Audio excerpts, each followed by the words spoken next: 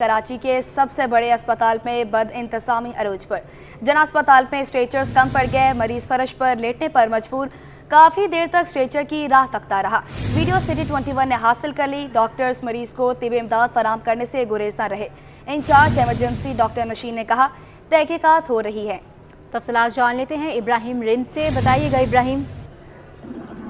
जी देखिए, बिल्कुल ये शहर कायद का सबसे बड़ा अस्पताल है, जिना अस्पताल, जहाँ पर ये अफसोस की बात है कि यहाँ पर इब्तदाई सहूलियात नहीं है और स्ट्रेचर जो मामूली चीज़ होती है, ये इब्तदाई चीज़ें होती है। जब मरीज को इमरजेंसी की सूरत में लाया जाता है तो उसको सबसे पहले स्ट्रेचर की जरूरत होती है। लेकिन अफसोस की बात है कि काफ़ी देर तक मरीजों को परेशानी का सामना करना पड़ता है। और उसके बाद भी अफसोस की बात यही कि हीट स्ट्रोक का सीजन है और एक मरीज को इमरजेंसी में लाया गया, जहाँ पर क्रिटिकल शोबे में ये मरीज वहाँ पर पहुंचा तो उसको स्ट्रेचर बड़ी मुश्किल से वहाँ तक पहुंचा। स्ट्रेचर ना होने के बाद वो आखिरकार वहाँ पे फर्श पर लेट गया और मिन्नतें करता रहा डॉक्टरों को कि खुदारा यहाँ पर इसका इलाज कराया जाए। उसके तीमारदार परेशान होते रहे, डॉक्टरों को सीपीएम लेकर ढूंढते रहे, लेकिन कोई भी नहीं आया। तो काफी देर तक इंतजार करने के बाद जो है उनके तीमारदारों ने गमो गुस्से का इजहार किया और इसकी वीडियो बनाकर सोशल मीडिया पर वायरल की, जिसके बाद अस्पताल के कुछ अफसरान में हलचल तो बची, लेकिन अभी तक कोई तहकीकात नहीं हो सकी कि आया इसका जिम्मेदार कौन है। इंतहाई बुरा हाल है कि इतने बड़े अस्पताल में इब्तदाई सहूलियात मुयस्सर ना हो। जरा ये भी बताते हैं कि इस दौरान जो है वो डॉक्टर की ड्यूटियां तब्दील होती हैं। तो डॉक्टर जिसके अगर मिसाल के तौर पे 2 बजे छुट्टी होती है तो वो अगर चला जाता है तो उसके अगला डॉक्टर जो है वो 2:30 या 3 बजे आता है। तो इस दौरान भी बीच में गैप होता है और मरीज एक दूसरे के ऊपर कह के चले जाते हैं। तो ये सूरत हाल इंतहाई गंभीर है और अस्पताल की इंतजामिया जो वो दीगर मामला में शायद तवज्जो दे रही है कि मरीजों की सेहत से कोई ख्याल नहीं है। हीट स्ट्रोक का सीजन है। हीट स्ट्रोक के हवाले से अगर बात की जाए तो ऐसा लगता है कि इमरजेंसी नाफिज महकमा सेहत की जानिब से, लेकिन इस सूरत हाल में भी मरीजों को इब्तदाई सहूलियात मुयस्सर नहीं है। इस हवाले से जो है हमारी इंतजामिया से बात हुई तो वो इस हवाले से मजीद मालूमात ले रहे हैं। जी इब्राहिम, बताइएगा कि पहले भी मरीजों को इस तरह की परेशानियों का सामना करना पड़ता है? जी बिल्कुल, माजी में हमेशा और बल्कि अब तो रोज का मामूल बन चुका है कि इस तरह की सूरत हाल हमेशा रही है। इतना बड़ा अस्पताल है, इससे पहले जो इंतजामिया थी उनके अलग ही इंतजाम और इकदाम थे, लेकिन अब जो इंतजामिया आई है वो अलग है, इनके इंतजाम भी अलग हैं और इकदाम भी अलग हैं।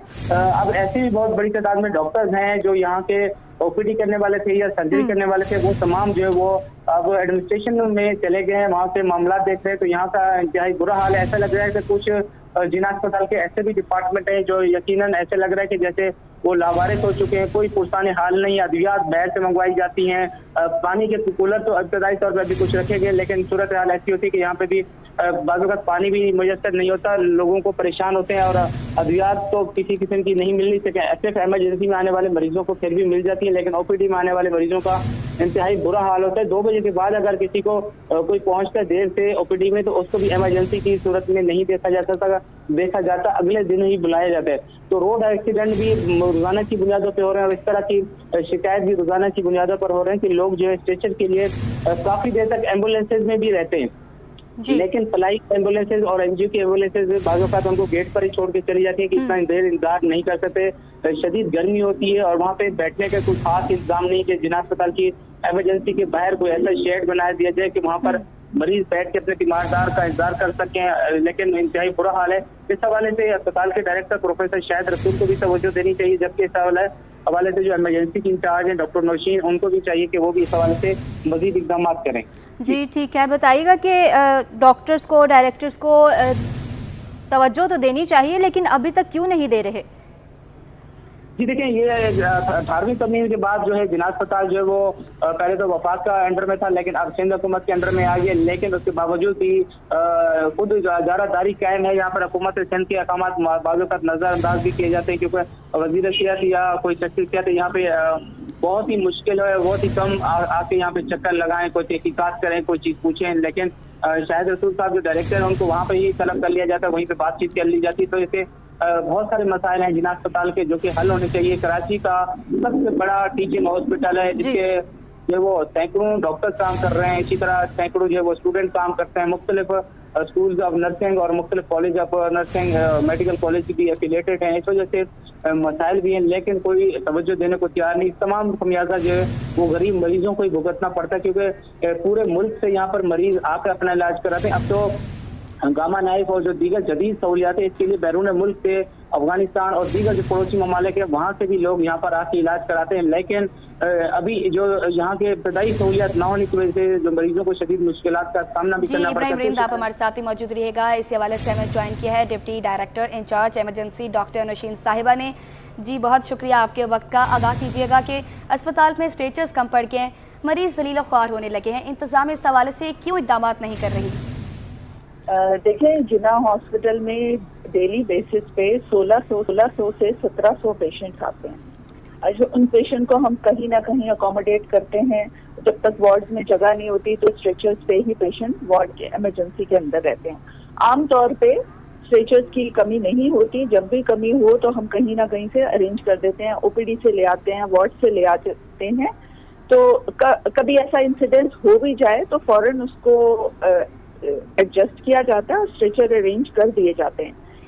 ऐसा कभी नहीं हुआ कि स्ट्रेचर बिल्कुल ना मिल रहे हैं। जी नौशीन साहिबा बताइएगा कि अगर हमेशा से स्ट्रेचर्स अरेंज किए जाते हैं तो अभी मरीज की इतनी अफसरदा हालत हो गई है, तो अभी क्यों नहीं ये काम किया गया?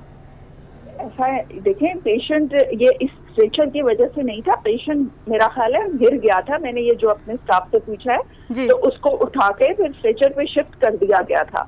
पेशेंट वॉशरूम जाते हुए या शायद कहीं बाहर वार्ड से निकलते हुए गिर गया था तो उसको उन्होंने शिफ्ट कर दिया था स्ट्रेचर पे। ऐसा नहीं था कि वो पेशेंट स्ट्रेचर के बगैर था।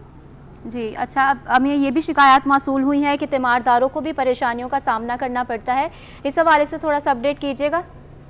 किस तरह की परेशानियाँ? यही कि उनको सहूलियात नहीं मिलती और इमरजेंसी वार्ड में जितने भी लोग होते हैं, मरीज होते हैं, जो सहूलियात मिलनी चाहिए तीमारदारों को वो सहूलियात उनको नहीं मिलती। ना कोई बैठने की जगह ठीक से उनको मैसर होती है।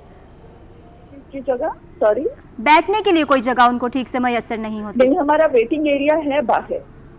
देखिए, इमरजेंसी वार्ड के अंदर तो बैठने की जगह नहीं है और बैठने की मतलब हम इजाजत भी नहीं दे सकते। हाँ, बाहर वेटिंग एरिया है, वहाँ पे बैठ सकते हैं। बल्कि ये कि हमारे पास जितना पेशेंट इनफ्लो है उससे 3 टाइम्स अटेंडेंट्स होते हैं अंदर, तो हम उसको भी रिस्ट्रिक्ट करने की कोशिश करते हैं। लेकिन लोग लड़ाई झगड़ा करते हैं और पेशेंट के साथ रहने की जिद करते हैं जी। हम कोशिश यही करते हैं कि उसको अवॉइड किया जाए। कभी कभार ऐसा कोई इंसिडेंस हो जाए तो उसको भी हम कोशिश करते हैं कि आइंदा ये ना हो। जी, तो अभी बताइएगा कि डॉक्टर्स वहाँ पर कंप्लीट हैं या डॉक्टर्स का फुकदान है जिसकी वजह से मरीजों को इस तरह की परेशानियों का भी सामना करना पड़ता है?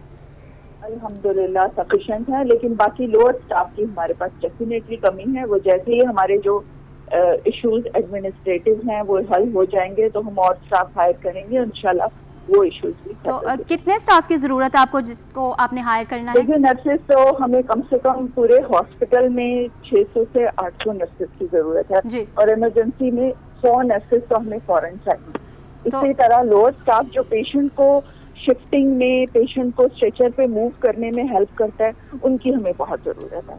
उनकी हमारे पास शॉर्टेज है और एक शिफ्ट में बहुत ही कम नंबर होता है। जी सही, बहुत शुक्रिया। डॉक्टर नौशीन साहिबा हमारे साथ मौजूद थी तफसीलात के लिए और इब्राहिम रिंद भी हमें अपडेट करे थे, बहुत शुक्रिया आपका। खबरों का सिलसिला आगे बढ़ाते हुए बात करेंगे गुलशन इकबाल 13D में वाक़या SM पब्लिक स्कूल कैंप 6 फरोख्त करने की इतलायात मौसूल हुई हैं। इंतज़ामिया के खिलाफ वालिदैन सरापा एहतजाज बन गए हैं। वालिदैन का कहना है कि स्कूल इंतज़ामिया ने 2 माह की फ़ीस वसूल की है लेकिन होमवर्क नहीं दिया गया। स्कूल बेचने की रिपोर्ट की जारी है और इस पर बात भी हो रही है। तफसीलात वसीम इफ्तिखार की इस रिपोर्ट में। तालीमी इदारे की फरोख्त की बाज़ गश्त, बच्चों का मुस्तकबिल दाव पर, वालिदैन ज़हनी अजियत में मुब्तला। गुलशन इकबाल 13D के SM पब्लिक स्कूल कैंपस 6 फरोख्त होने की इतला पर वालिदैन सरापा एहतजाज। सख्त गर्मी के परवाह किए बगैर एहतजाज करने वाले वालिदैन का कहना था कि इंतजामिया की जानिब से स्कूल को फरोख्त करने की बात सामने आई है। स्कूल इंतजामिया अब तक इत्मीनान बख्श जवाब नहीं दे रही है। इन्होंने हमें किसी तरह का भी एतमाद में नहीं लिया। आज तक इनकी इंतजामिया कहाँ है? आज हम यहाँ पे पुरअमन एहतजाज के लिए आए हैं, इन्होंने ये यहाँ नहीं आए हैं, दरवाजे बंद हैं। चौकीदार कह रहे हैं कि जी हमारा किसी से कोई कांटेक्ट नहीं हुआ है। ऐसा कैसे हो सकता है? अगर ये चीज़ ठीक नहीं होती, अगर यहाँ ये मामला दुरुस्त नहीं होते तो हम इसके लिए बाकायदा पिटिशन दायर करेंगे कोर्ट के अंदर। हम इस पे केस करेंगे। जो सर उज़ैर हैं, इससे जो मुताल्लिक जो ऑनर्स हैं इस स्कूल के, हम इनके ख़िलाफ़ बाकायदा जो है ना मुकदमा दायर करेंगे। तो मेरी डायरेक्टर स्कूल और एजुकेशन डिपार्टमेंट से और तमाम मुताल्लिका डिपार्टमेंट से ये इल्तिजा है कि वो इस मैटर को देखें, क्योंकि ये बच्चों के मुस्तकबिल का मसला है। वालिदैन ने शिकवा किया कि स्कूल इंतजामिया ने जून जुलाई की फीसें भी ले ली हैं, बच्चों को होमवर्क तक नहीं दिया गया, बच्चों के मुस्तकबिल से खेला गया तो कानूनी चाराजोई करेंगे। हाँ, जून जुलाई की इन्होंने फीस ले ली और ऐसे आराम से नहीं दी। इन्होंने ये कहा कि हम फीस जब तक आप पे नहीं करेंगे, जब तक हम आपको रिजल्ट नहीं देंगे। तो जब हम लोगों ने इनसे रब्ता करने की कोशिश की, मुख्तलिफ लोगों से मुख्तलिफ बातें पता चली कि ये स्कूल बिकन वालों ने ले लिया है, O लेवल हो जाएगा। हमने ये कहा हमारे बच्चों का क्या होगा, हम इनको मर्ज कर देंगे, दूसरे स्कूल में डाल देंगे। तो एक दो बच्चे थोड़ी जिन्हें हम मर्ज कर देंगे, ये तो एक स्ट्रेंथ है बच्चों की। 800,000 बच्चों को कहाँ मर्ज करेंगे। वालिदैन ने महकमा तालीम सिंध और हुकूमत से मुतालबा किया है कि बच्चों के मुस्तकबिल से खेलने वाली स्कूल इंतजामिया के खिलाफ फौरी कार्रवाई की जाए। कैमरामैन फरहान खान के साथ Basim Iftikhar, city 21। Chairman Manghopir town Haji Nawaz Brohi ने आइंदा माली साल के लिए 2 अरब 18 करोड़ 18 लाख रुपए का सरप्लस बजट पेश कर दिया। बजट में 62,000 रुपए की बचत जाहिर की गई है। तफसील देखिए रिजवान अहमद की रिपोर्ट में। शहरों को सहूलत की फराहमी का अज़म। मंगोपीर टाउन का आइंदा माली साल के लिए 2 अरब 18 करोड़ 18 लाख रुपए से जायद का बजट पेश।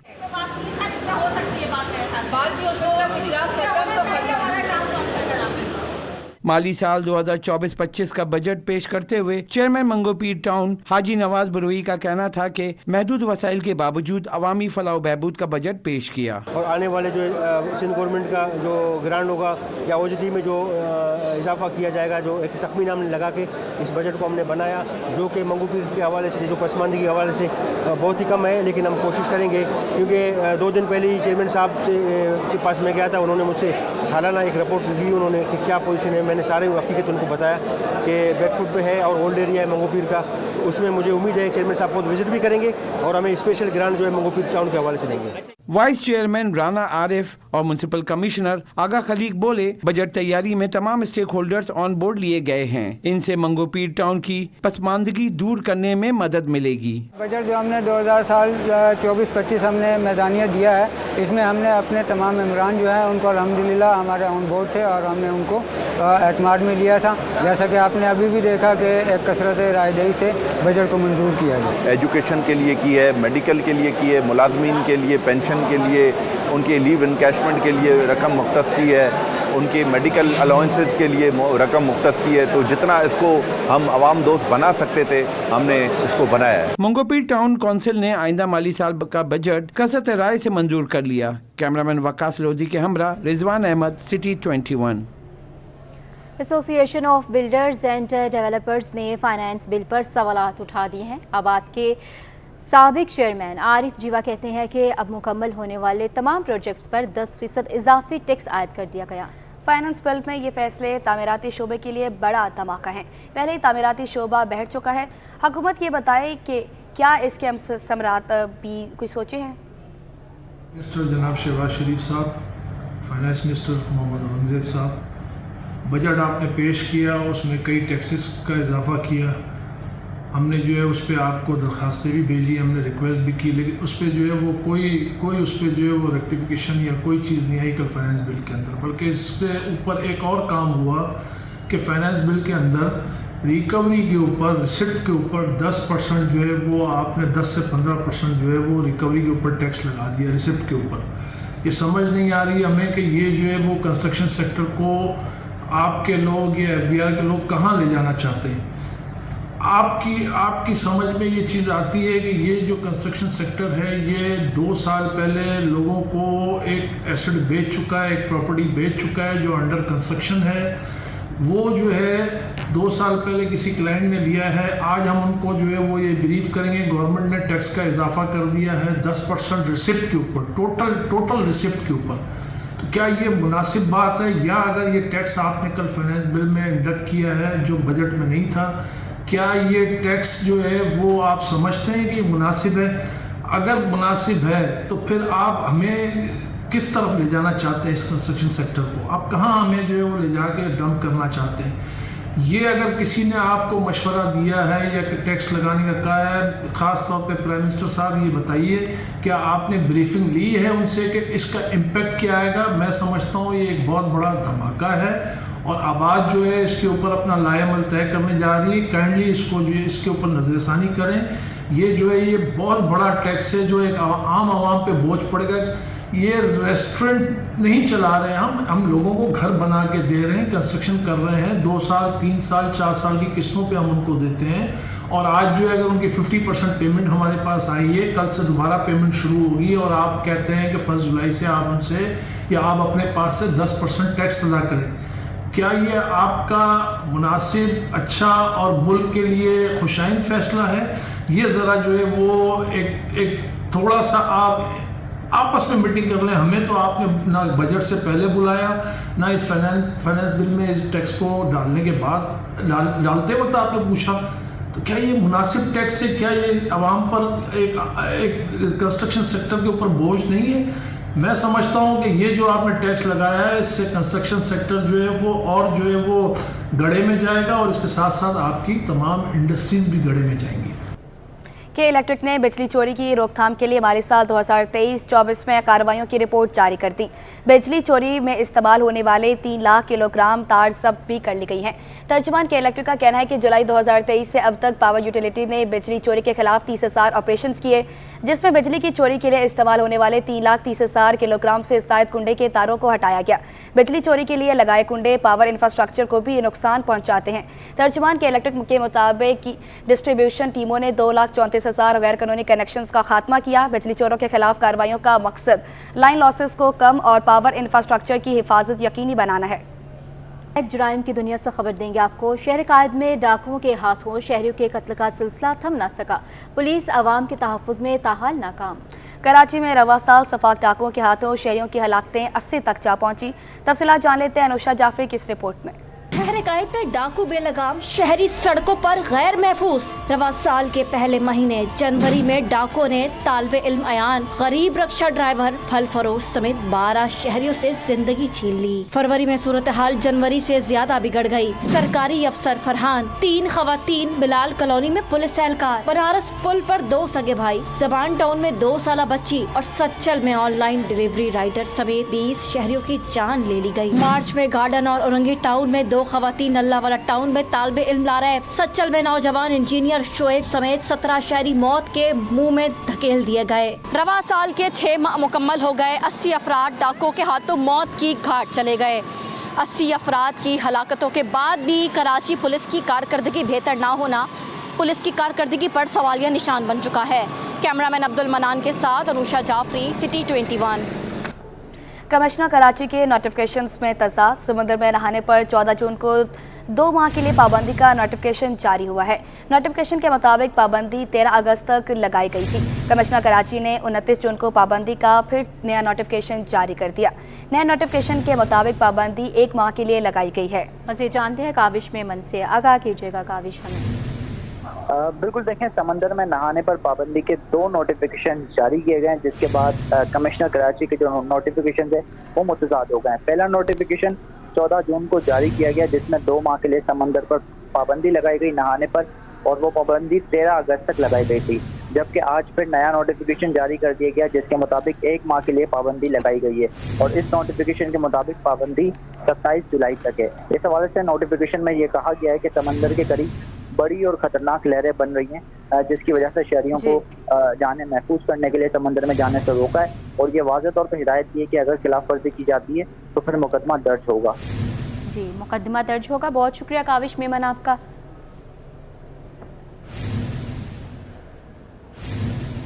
अब आपको बताएंगे रहनुमा MQM पाकिस्तान ने मेट्रोपॉलिटन कमिश्नर अफजल जैदी को खत लिख दिया है।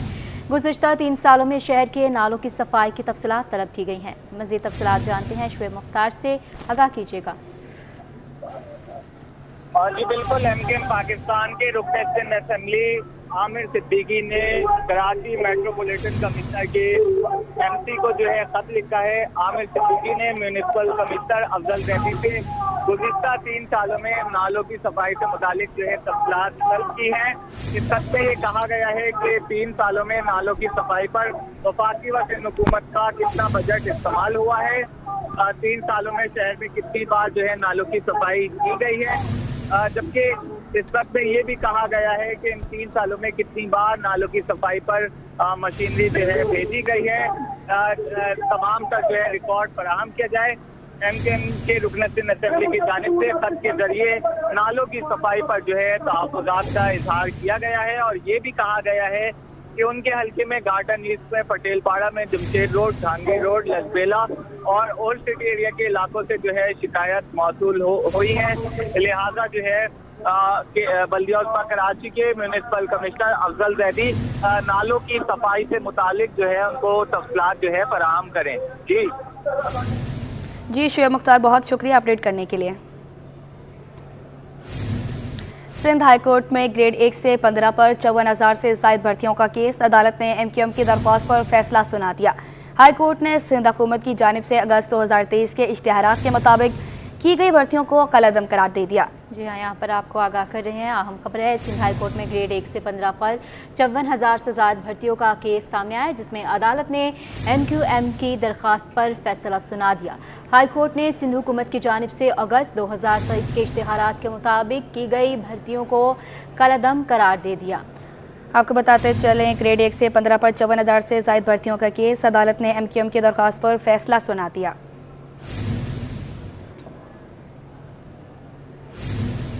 बात कर लेते हैं मुहर्रमुल हराम के महीने में इराक़ में ज़ायरीन के लिए परवाज़ों का मामला। सिविल एविएशन ने इराक़ी एयरवेज़ को मुहर्रमुल हराम के दौरान 12 इजाफी परवाज़ों की इजाज़त दे दी है। आपको बताते चले, मुहर्रमुल हराम के महीने में इराक़ में ज़ायरीन के लिए परवाज़ों का मामला। सिविल एविएशन ने इराक़ी एयरवेज़ को मुहर्रमुल हराम के दौरान 12 इजाफी परवाज़ों की इजाज़त दे दी है। जी हाँ, परवाज़ों को इजाज़त दी गई है और 12 इजाफी परवाज़ों को इजाज़त मिली है। सिविल एविएशन ने इराक़ी एयरवेज़ को मुहर्रमुल हराम के दौरान 12 इजाफी परवाज़ों की इजाज़त दे दी है। इराक़ एयरवेज़ ने CAA को पाकिस्तान से ज़ायरीन के लिए मुहर्रमुल हराम के दौरान खुसूसी परवाज़ों की इजाज़त मांगी थी। जी आपको यहाँ पर अपडेट कर रहे हैं, मुहर्रम के दौरान पाकिस्तान से बड़ी तादाद में ज़ायरीन इराक़ और ज़ियारतों के लिए जाते हैं। तफसीलात जान लेते हैं शुएब मुख्तार से। जी आगाह कीजिएगा। हाँ जी बिल्कुल, मुहर्रमुल हराम के महीने में इराक़ में ज़ायरीन के लिए परवाज़ों के मामले पर सिविल एविएशन ने इराक़ एयरवेज़ को मुहर्रमुल हराम के दौरान 12 इजाफी परवाज़ों की जो है इजाज़त दे दी है। ज़राए एविएशन का कहना है कि इराक़ी एयरवेज़ ने सिविल एविएशन को पाकिस्तान से ज़ायरीन के लिए मुहर्रमुल हराम के दौरान खुसूसी परवाज़ों की इजाज़त जो है मांगी थी। मुहर्रम के दौरान पाकिस्तान से बड़ी तादाद में ज़ायरीन इराक़ में ज़ियारतों के लिए जो है जाते हैं। गुज़िश्ता साल जो है कम परवाज़ों के बाइस मुतादिद पाकिस्तानी ज़ायरीन जो है इराक़ में फंस कर रह गए थे। ताहम इस बार जो है तमाम तर चीज़ों को देखते हुए सिविल एविएशन ने इराक़ी एयरवेज़ को मुहर्रमुल हराम के दौरान जो है इजाफी परवाज़ों की इजाज़त दे दी है। जी शुएब मुख्तार, बहुत शुक्रिया अपडेट करने के लिए। बात करेंगे सिंध में इम्तिहानी इस्लाहात का नफाज। पेपर्स चेक करने वालों के लिए तरबियती वर्कशॉप 2024 के ज़िमनी इम्तिहानात में OMR के ज़रिए असेसमेंट का आगाज़ होगा। वर्कशॉप सेकेंडरी एजुकेशन इम्प्रूवमेंट पर प्रोजेक्ट के तहत मुनाकिद की गई है और वर्कशॉप में secretary, universities and boards, project director समेत दीगर मुताल्लिक़ अफसरान ने शिरकत की। इसी वाले से तफसीलात जान लेते हैं आयमा खान से। जी अपडेट कीजिएगा। जी बिल्कुल, देखिए सिंध में जो है वो इम्तिहानी इस्तिलाहात का निफाज और पेपर्स की चेक करने वालों के लिए तरबियती वर्कशॉप का जो है वो इनेकाद किया गया। ये वर्कशॉप जो है वो एक इनकलाबी वर्कशॉप है, जिसमें जो है वो इस बात का भी फैसला किया गया है कि 2024 के ज़िमनी इम्तिहानात में जो है वो OMR के ज़रिए असेसमेंट का आगाज़ होगा। जबकि जो है वो वर्कशॉप में यूनिवर्सिटी वज़ीर बराए universities and boards Mohammad Ali Malkani ने भी जो है वो शिरकत की और इस मौके पर इन्होंने कहा कि आइंदा इम्तिहानात मार्च में करवाने की भी कोशिश करेंगे। जबकि मज़ीद इनका ये भी कहना था कि जो है वो इम्तिहानात जो है वो शफाफ तरीके से भी जो है वो लिए जाएंगे और OMR का तरीक़ाकार भी जो है वो उस हवाले से साथीज़ा को जो है वो वर्कशॉप भी दी जाएगी। इस मौके पर जो है वो secretary universities and boards Mohammad Abbas Baloch, project director Rizwan Soomro और दीगर मुतल्लिक़ अफसरान ने भी शिरकत की। वज़ीर बराए यूनिवर्सिटीज़ एंड बोर्ड ने मज़ीद कहा कि जो है वो पहले मरहले में मई ता अगस्त में 9वीं ता 12वीं जमात के जो है वो मज़ामीन शामिल होंगे, जबकि दूसरे मरहले में जो है वो इन्हीं दर्जात के लिए बाकी लाजमी और इंतखाबी मज़ामीन के हवाले से जो है वो असातिज़ा को वर्कशॉप दी जाएगी। पहले मरहले में 400 असातिज़ा जो है वो वर्कशॉप में शिरकत करेंगे, जबकि दूसरे मरहले में जो है वो 600 असातिज़ा जो है वो शिरकत करेंगे। जी आयमा खान, बहुत शुक्रिया अपडेट करने के लिए।